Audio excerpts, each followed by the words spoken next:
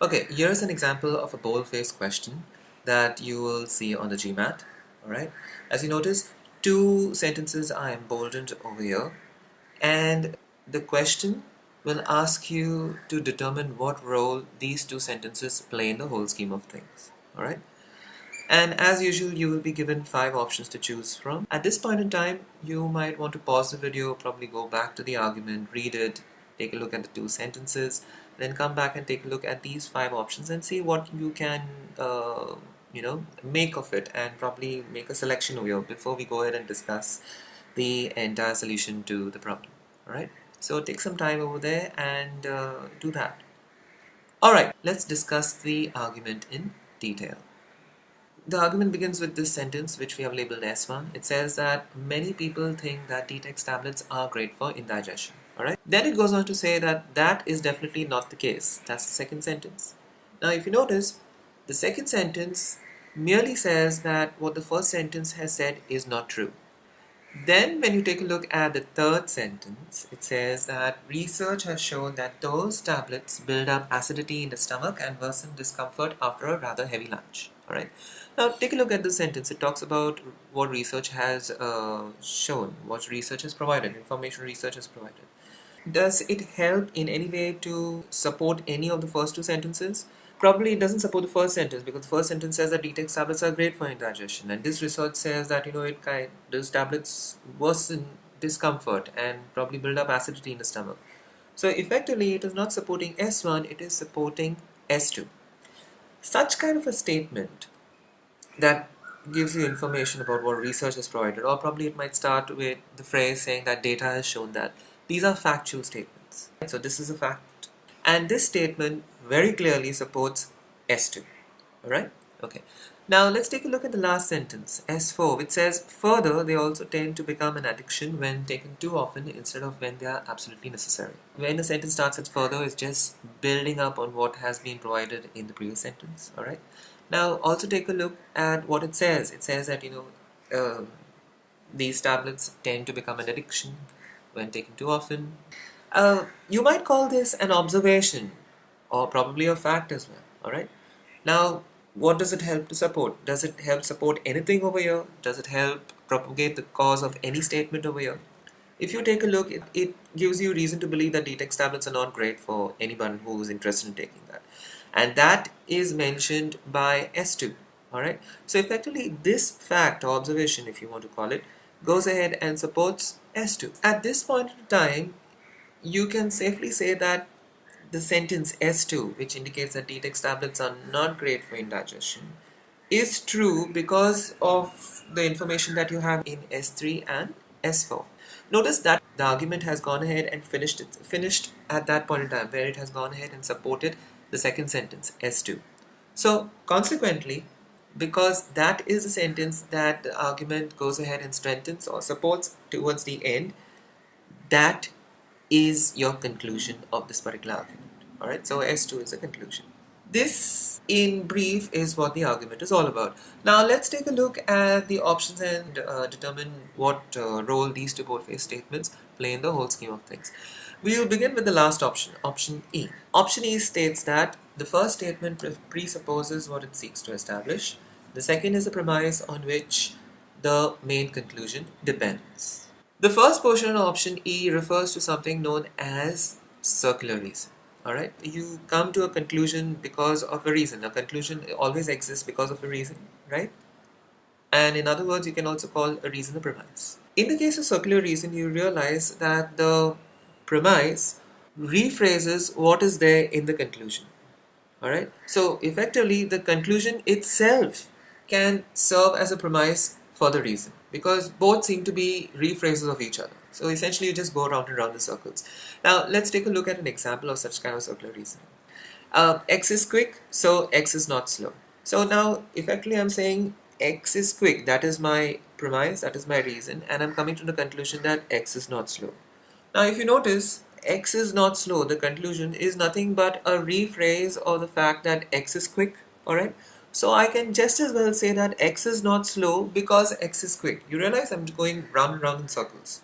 This is known as circular reasoning. Now let's take a look at the argument, the first statement in the argument, the one which is bold-faced. In this case, you notice that it's just giving you something which is as good as an opinion about what an opinion held by people that detox tablets are great for indigestion, right?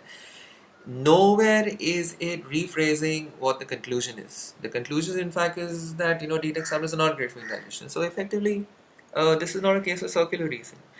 So essentially, E is out of the running. E is not something that you want to consider at this point in time. Let's take a look at D then.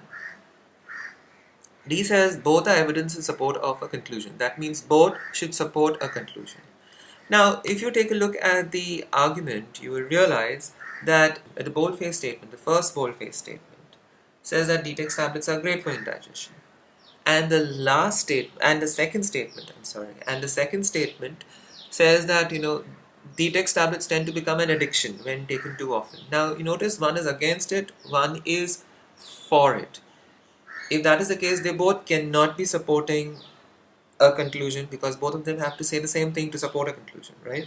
So effectively, if these are both at loggerheads with each other, they are definitely not supporting the conclusion at all, and they are definitely not evidence.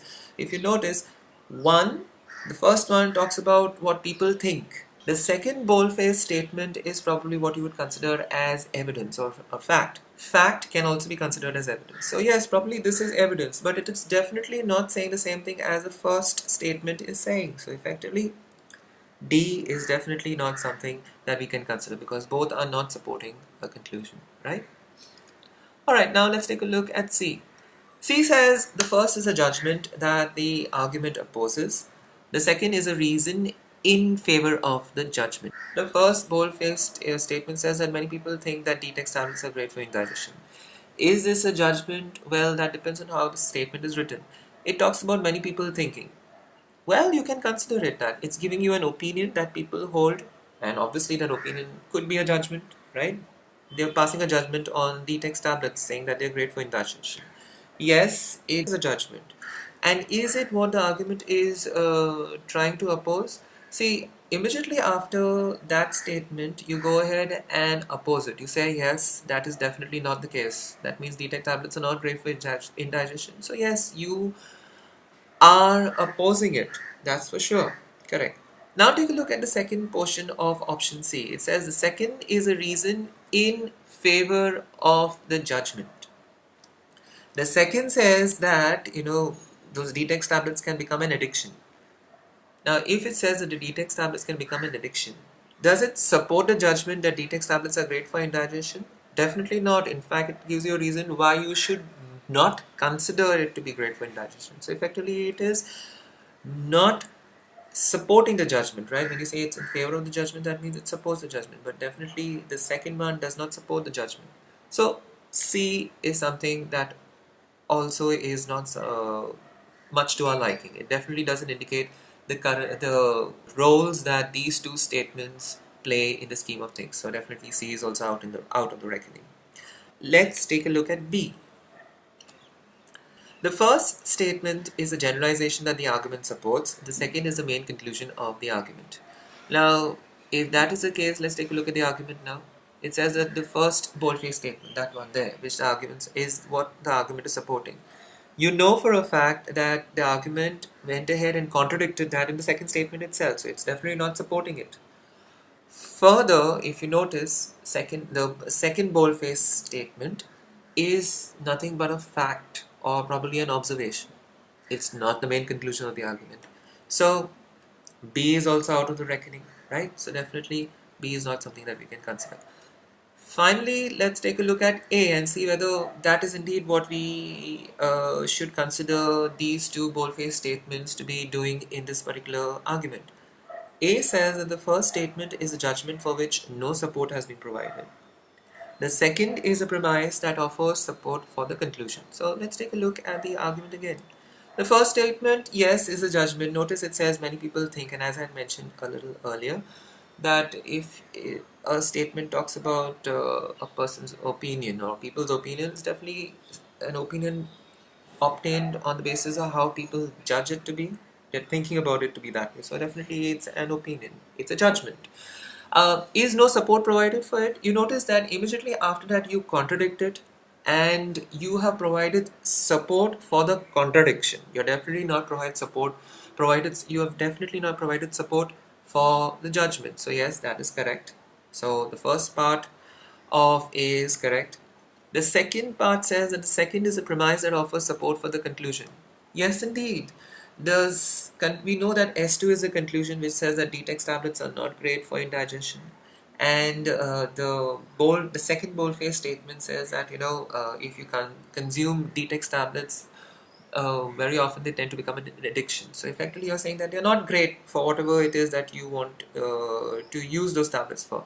So yes, indeed, A definitely indicates the correct way in which these two statements function in the whole scheme of things. So definitely A is our answer.